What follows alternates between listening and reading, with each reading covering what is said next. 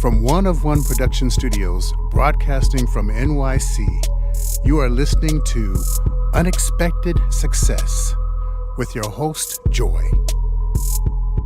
Okay, hey. Hi. Hey, guys. Welcome back to another episode of Unexpected Success with your host, Joy. Hi.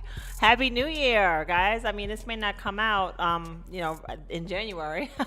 We'll see. But it is a Happy New Year, 2019. So happy to be able to say we made it. We made it. And I'm so happy to have in the studio today Dr. Shirley Madhere, a New York City-based plastic surgeon. Yes. And she's bad. Bad She's to the bone. Seriously. So I've had the pleasure of meeting you, and I'm in awe of you. I have been since I met you. And Dr. Shirley is also the host of ForeverFAB, a podcast on beauty, fashion, and wellness. Yes. And also check her out on Instagram, ForeverFABMD. It's not to be missed. You'll learn everything you want to know about plastic surgery. And more. And more in this very plastic world we live in right now. So, Dr. Shirley, hi. Yes. Hi, Joy. How exciting. I know. It's so exciting to talk to you. So I just want to know everything about you. I just think that, you're such an inspiration to just young women, right, of all backgrounds, just because you probably had the choice to go so many different directions, and you decided to go into medicine and not only medicine, but plastic surgery. Right. And I just want to find out more about who you are, right? I mean, this path that gets you where you are today. I'm sure, I know. I'm shaking my head like, I know. So where are you from? I was born in Port-au-Prince, Haiti. Okay, ça passe. Ça passe, baby. And so born in Port-au-Prince, Haiti. So I am of Haitian descent. But my family is multicultural. So on my father's side, I've got some Dominican, some Latin American, some Italian. And I guess that what's partially creates some of my fieriness. Right, I love it. But I embrace it. But I left, or my parents brought me to the States when I was 1. And even though I came to the States when I was 1, speaking only French, so school was a bit challenging for me because English was not my first language. So I had to, get through that. But they brought me here when I was 1. And despite being in New York since I was 1, obviously the tradition and the culture and the language stayed with me. So I would go to American school, but I would come home and it would very much be the Haitian multicultural household. Right. And so you moved to New York, and where do you move to? Where were you raised? Well, we lived in a lot of different places. So I don't remember in exactly what order, but at one point we were in Brooklyn, and another point we were in Queens. At another point, I think most recently we were in upper Manhattan. Okay. What I like to call the upper West Side. Right. Harlem, USA. Right. And that was pretty cool. That's awesome. Yeah. Awesome. Do you have siblings? I do. I have one younger sister. She's a few years younger than I. Okay. And she is a fabulous music executive. Oh, I love it. Yeah. She's cool. She's hip. I'm the nerd. Okay. And she's the cool and hip one. You got to have one of each. And you're pretty hip and cool yourself. I try. Right. I don't know if I make And is she still in New York? She is still in New York, She's still in New York. Okay, yeah. Awesome. So we powwow every once in a while, and we speak frequently. Okay. And so just how were you as a child? If you had to describe yourself? As a child, I was I like to say dynamic. Other people may say hyper. Okay. But I'm going to keep it at dynamic. Okay. But as a child, I was inquisitive. I was very curious. I love to learn about the way things work. I love to let my mind roam free. So details like Legos, or like details like your Barbies you had the perfect outfit for each Barbie? Yeah, I was probably a little bit of both. I loved building things, but I loved more creative building. I wrote plays. You did? I did. As a child? As a young lady, a young woman, a child, I guess, I used to write what I thought were plays, and they weren't very long, believe me. Maybe they were 15 to 20 pages, and I was so proud of them. I created characters, I developed characters and plot lines and everything. And did you act them out? I did not act them out. I just wrote them down, and then I sent them several houses down to a friend of mine, and I think, and I hope it's not a problem saying her name now. I may not have her correctly, but Diane Levin. She lives several houses on the same block. I love this. And I sent them to her. And she would always tell me, oh my God, they were so great. Like she devoured them and she thought they were so awesome. I never did anything with that writing skill, though. Do you still have them? I do not. You don't? I don't know where they are. Maybe so- somebody has them. Maybe someone Yeah, in right, right. Hollywood has them. Let me Maybe think they're being about this a acted minute. out on Right. Broadway. Maybe Diane that movie? Levine. Maybe she's using your. Somebody's rewriting my story. Seriously. So I did that creatively. Now, I did play with Legos. I did play with Barbies. I wasn't too much into the Barbies so much. And in addition to what I thought was creative writing, I also drew. You do. I drew, but I drew. Do you still kind of draw? Yeah, I still kind of draw. Back then, though, I was really into it, though. I drew clothing. I fancied myself a fashion designer, and I had all my colored pencils. And I remember I had facial features and everything. I drew human forms with, clothing on. It's fascinating. And I remember my aunt looking at one of my designs and saying, "Oh my God, I want that dress." And I was like, "Okay, well, make it happen." That's amazing. I did nothing with that either. So yes. But you have a creative mind, and you I act do. on it. So it's not Yeah. as if you just visualize it. You actually think of it and you create. That's amazing. And Yes. your parents. So what did your parents do for a living? So my mom was a homemaker, and then she was a secretary, and then she became like a cultural attaché at the Haitian consulate. My father was always a corporate banker with European banks, so he was much more the numbers guy. Right. And my mom, took care of house and home, and I think I got the appreciation of art and fashion from my mom, because she was the one who introduced me to travel at a very early age. I remember going into her closet and reading all these designer names that I am now very familiar with, but I wasn't Right. back then. Charles Jourdan, Azzedina Laya, Chanel. I mean, her closet was full of that stuff. Oh, amazing. She imported ribbons from Paris and put them in my hair, and I hated them. But you would put on, would you dress up in your mom's closet? Like, would you do? I would dress one up of those? mostly in her shoes, not her clothes, because they wouldn't fit, but her shoes and her jewelry. Yeah, I would So try. much fun. So much fun. So but much I got fun. into trouble for that. Yeah, I broke a few of my mom's heels. Yeah. I can assure you they were not designer, but wherever she got them, she paid money for them, and No doubt. she was not amused. So No doubt, no it's all doubt. good. Red lipstick and high heels that would break. Yeah. Okay, so you were an inquisitive child. You were curious. You were Yeah. you were creative. Any sports? Yes. I used to run when I was in grade school, and I didn't win those races. I played a lot of tennis because both my parents are avid tennis players. Oh, okay. Volleyball I played, and obviously I was totally into ballet. Sorry, this hair Oh, yes, annoying you, and I'm like, and I keep on watching you do this, and I'm like just letting it. I know, just be because I there, can't and I'm see like, it because it's like blonde, so it's like, I'm like, I think I see something, but I'm not sure. Let me just move that out the way. Thank you. That's love right there. Yes, ballet dancing. And ballet dancing. Yeah. And so, I definitely wanted to touch upon the ballet because that's obviously key. I guess, when did you realize when did you kind of define your own style and your own aesthetic? How old would you say you were? Probably, yeah, I think I defined my own aesthetic when I was in maybe 6th or 7th grade. Wow. Yeah, it was a bit early because I remember being teased about. And what was that aesthetic? Like what?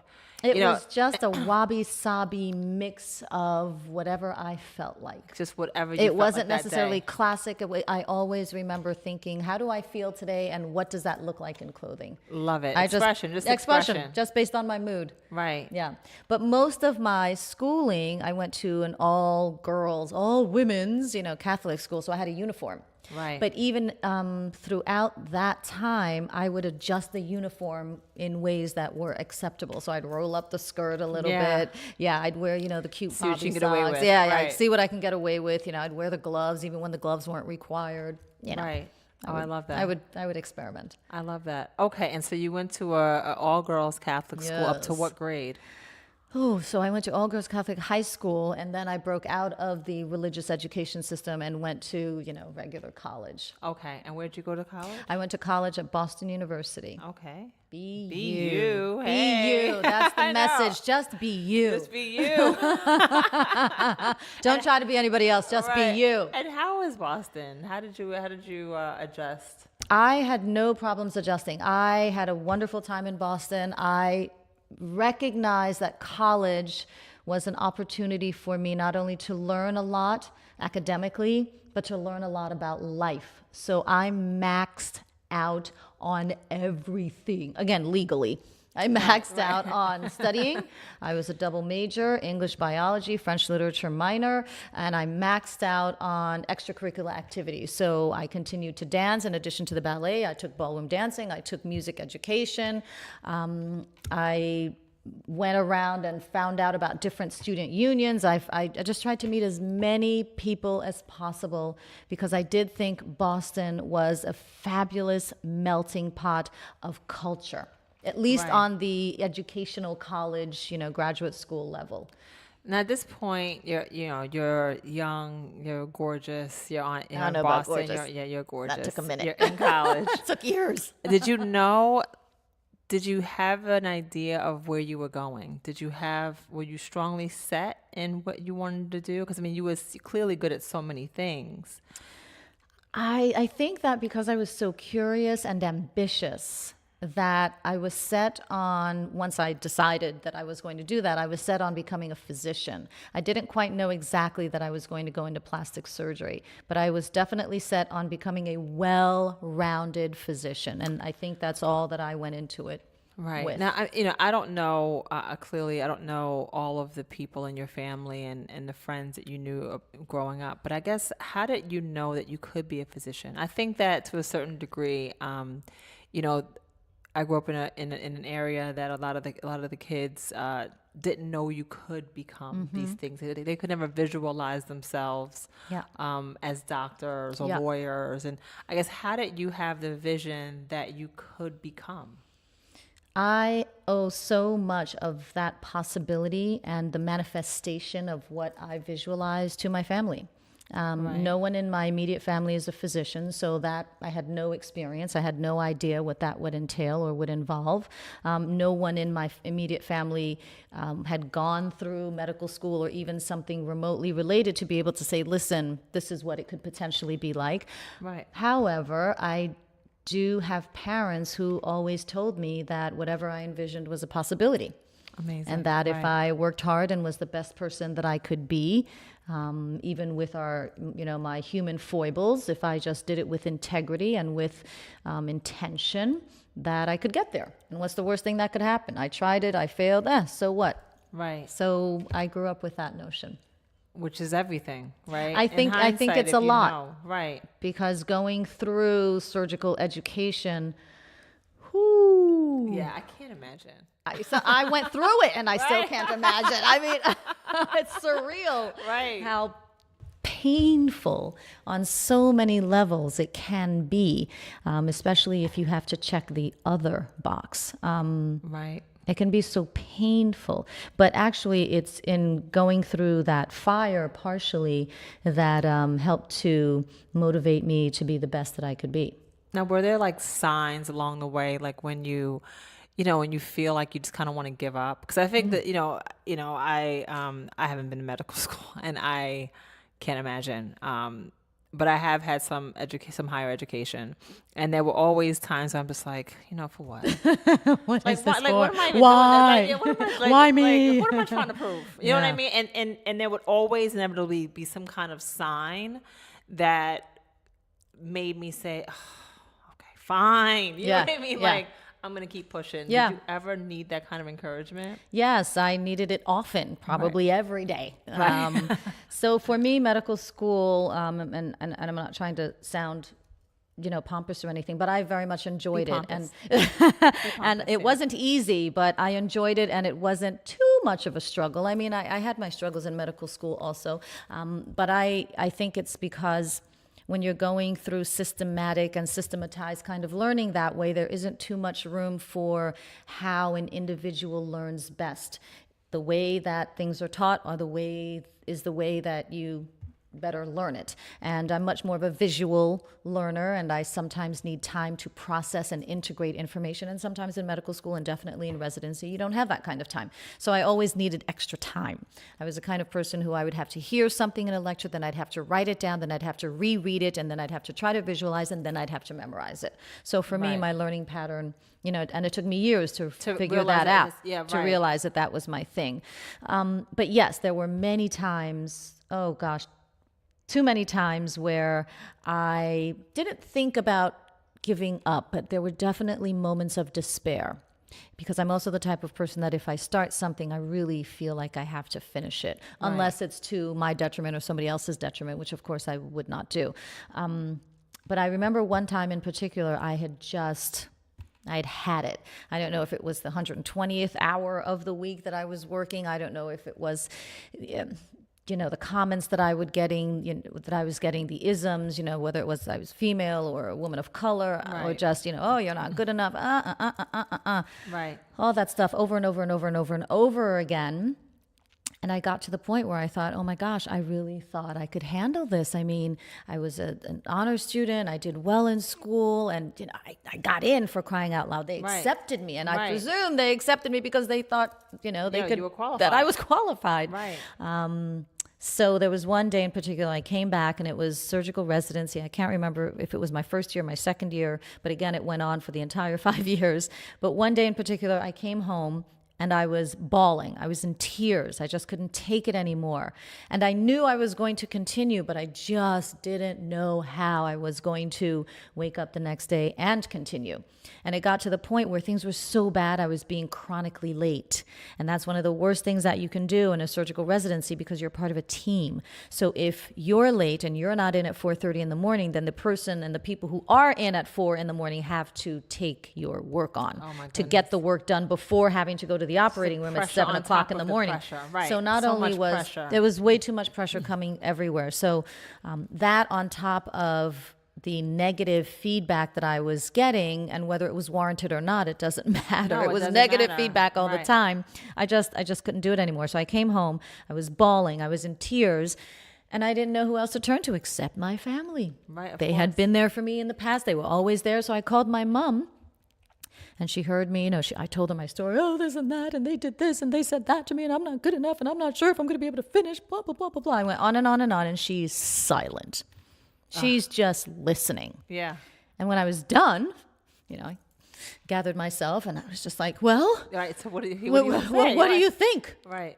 And she just said, take a deep breath and remember, when you're going through times like that, just ask yourself, do they know who you are? Woo! That's already bringing tears to my eyes, because when I think about that, I was like, oh my God, that was the best thing she could have said to me. I have goosebumps. I have goosebumps, and obviously I'm starting to, choke up, because at the time I thought, Mom, and I did respond, Mom, they don't care who I am. They don't care who my family is. They don't care. We have we like to say we have some royalty in our blood. Right. And I remember responding to her saying, Mom, they don't care that I'm the granddaughter of this person or that diplomat, or they don't care that my legacy is this or my family is that. They don't care. Right. And all she could say was, just remember who you are. Which is the best advice. I mean, and you take that. And I took that every situation. And I took that into every situation. And I was just like, it doesn't matter where I'm from. Doesn't matter who I'm related to, who I am. Right. Is the person who chose this. Right. Is the person who's qualified. Is the person who's better than the negativity. And is the person who will rise. Right. And that's who keeps you centered. And that's what I did. That's amazing. I love that. Oh, it's ongoing. It's ongoing. Well, yeah. I mean, I think that, there's always...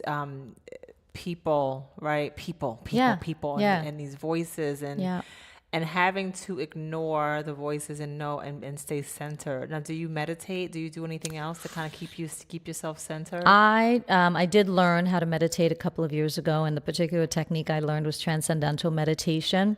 But I only learned that a couple of years ago, and ideally you're supposed to do it 20 minutes twice a day. I don't really get that. Right. I'm not so good at, That time thing. I'm still aspiring to that time thing. Right. As well as other time management issues. But I've done a lot of work on myself, and I continue to do a lot of work on myself.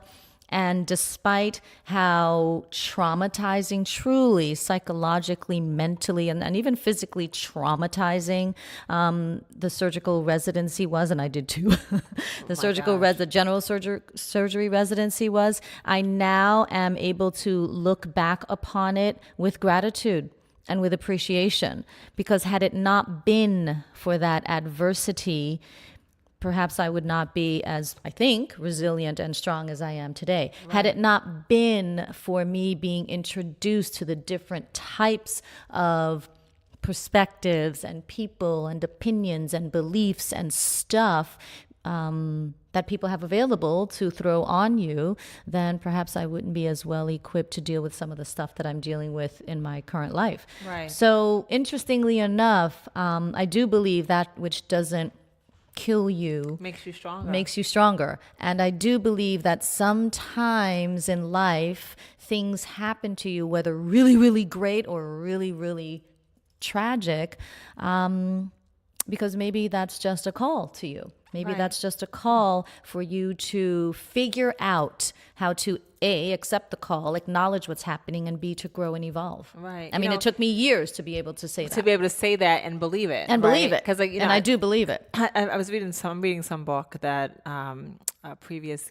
guest on this podcast, told me I should read. And they said that, no matter every event that happens in your life, whether it's a good or bad, you say thank you. You baptize the event. He says, baptize the event for being a good event. Even if it was even if it traumatized you, you say thank you, right? Because ultimately there is a lesson and there is something in that quote unquote bad event that ends up making you so much more resilient. I think it's a difficult lesson. No, and I'm still trying. Yeah, right. I'm still trying don't get to me wrong. embrace that concept. Right. But I do think there is truth to that. Right. But I also think that, a lot in large part, there's something that has to be said about people attacking you based on that which they don't really know. What they don't know and what they're intimidated by, right? That they were taught to dislike. Exactly. Because they don't understand. Exactly. So if something does not, so if a doctor comes in and the doctor doesn't look like a doctor, whatever that means, right? Yeah. Then you may be under higher scrutiny than someone that walks in the door who may look like a doctor. Right. I got used to that. I thought that was amusing. I would walk in with my team and they'd say, "Would you look like a doctor?" Petite, and I'm petite, and obviously I'm the only one who looked like I did, and among the team of all lab coats, and the patient would directly speak with, of course, one of my students who looks like a doctor. Yeah, who would quote unquote be tall, dark, and handsome, or tall, light, and handsome, whatever. But invariably male, and I would just let the patient go on and on and on and on and on, and then when it came to a point where the patient would ask, "Well, what's next, doc?" Silence, and then I would intervene. I'd say, "Well, I'm Dr. Madhere, and what's next is." A, B, C, D, E, F, G. Right, and you'd watch them like stunned. Right, you mean you're the one? Yeah. Yes, I am in fact the one. I am in fact the one. But in addition to the very difficult and challenging stories and vignettes, I also am very blessed to be able to have balanced those with many instances and scenarios where I think I did a lot of good for the patient, and that we had laughs, and I learned a lot, and the patient learned a lot. It's all good. No, it ends up being a happy ending. Yeah. So when you reflect on, we discussed some of the trials, right? Yeah. When you reflect on your success and your accomplishments, what stands out the most of what you've accomplished on the flip side of the trials? When you say success, it's hard to think about that, because when you say success, I'm like, who, me? Yes, you. I don't really, I don't quite see my life as successful in that sort of, she's arrived way. I feel as if I'm still going. I'm still a work in progress. So I'm not sure about the success part, but in terms of accomplishments, I think that my accomplishments have been, I'm grateful for these. I'm grateful to have had my eyes opened up to life and to recognizing that I am here for a mission. I do have a purpose, and I believe that that purpose is to serve and to contribute and maybe leave a legacy. So I'm grateful for that accomplishment, because I don't think everybody gets to that point of realization, maybe, or self-discovery. I mean, you've had your own practice in New York, so you. Right. So Is that a success? That's let a me struggle. tell you what I see. That's a struggle. Because you're so humble, right? So I mean, you've had a successful practice in New York. You've made numerous appearances on, in the media. You've been on. I mean, Dr. Oz, just to name one, right? I mean, but you've been on a number of shows. You've provided advice, medical advice, to the masses. I mean, you got out of medical school, for God's sake. You went through 2 residencies. Like, I mean, you have a beautiful office in Soho. Thank I mean, you. I'm sure that. I mean, this is an accomplishment. Looking around, thank this you. is an accomplishment, baby. So Thank you. Thank you very much. So I know that you're very humble, but you have accomplished so much, and so much to be happy about, which I know makes you uncomfortable. So I'll move on. But on to your point, thank you very much for those amazing compliments. I'm really grateful, and I appreciate your generosity. But yes, my hard work has allowed me to be able to do some pretty amazing things. Yeah. And I'm just very, I'm grateful. I'm grateful to the Dr. Oz's. I'm grateful to the ABCs and the CBS's and the Meredith Vieiras and the Tyra, and all the media that I've had. I'm just grateful that someone thought that I might have something to say and actually gave me an opportunity to say it and show it, whether it was on television or radio. And thank you, through your podcast. So if that's an accomplishment, No, that it is an accomplishment, that for actually sure. someone might listen to me, then I accept. All right. So Thank all right. you. And we went on a wonderful ride, and this started kind of in Boston, right? We talked Yeah. about Boston, Yeah. and you, where did you go to medical school? I was accepted into a combined medical program, which involved going to Dartmouth Medical School for the first 2 years, and then Brown University School of Medicine for the next 2 years. And then I took a little detour and stayed on at Brown and got yet another graduate degree in Another accomplishment. in biological medical sciences. I'm not even sure the exact name, but I needed a little breather. I needed a little. That's a breather. Yeah, it was a Right. breather for me. I'm such a nerd. It's just like, what else can I learn? That's sort of different from what I'm currently Some learning folks now. take a gap year. You decided to take another. Yeah, that was my gap year. I got another degree. That's amazing. Amazing. And I had amazing mentors, and really took the time to make sure that I wanted to go into surgery while doing some research and meeting people who just thought about medicine and life sciences a little bit differently from clinicians and doctors. Okay. Yeah. All right. Okay. And so now you've graduated. Just a girl. And where'd you do your residency? Oh, I did a few of those. So my general surgical residency was at the University of Connecticut, in Connecticut, 5 years. And then I did a plastic surgery residency at Albert Einstein School of Medicine or Medical Center. And that was in the Boogie Down Bronx. Boogie down. Boogie Al. down. Shout to the Bronx. Down. And then I did a cosmetic surgery fellowship. So again, that was my version of a gap year. Like, Right. I don't think I'm done yet. One more. Right, one more. A cosmetic surgery fellowship through the New York Eye and Ear Infirmary, which is now, I think, a part of Mount Sinai. Awesome. So you were schooled up, like you schooled are. up. You are As in schooled Sierra, up. I'm leveled up. Yeah, you are. Hashtag level Wow. up. Okay. So I don't know what what the timestamp is right now. Yeah. So why don't we stop here, and we will and the audience, like, we have so much more to get into, because after Dr. Shirley got all schooled up, she decided that she wanted to be a ballerina. So I know, right? we'll get into that on the next episode. Hopefully you guys will tune in. Until then, thanks for tuning in to another episode of Unexpected Success with your host, Joy. You can find us on iTunes, Spotify, iHeart, YouTube, and Podbean. Please hit subscribe and leave a review once you've listened. Until then, Dr. Shirley. Keep winning. Trying. Cheers.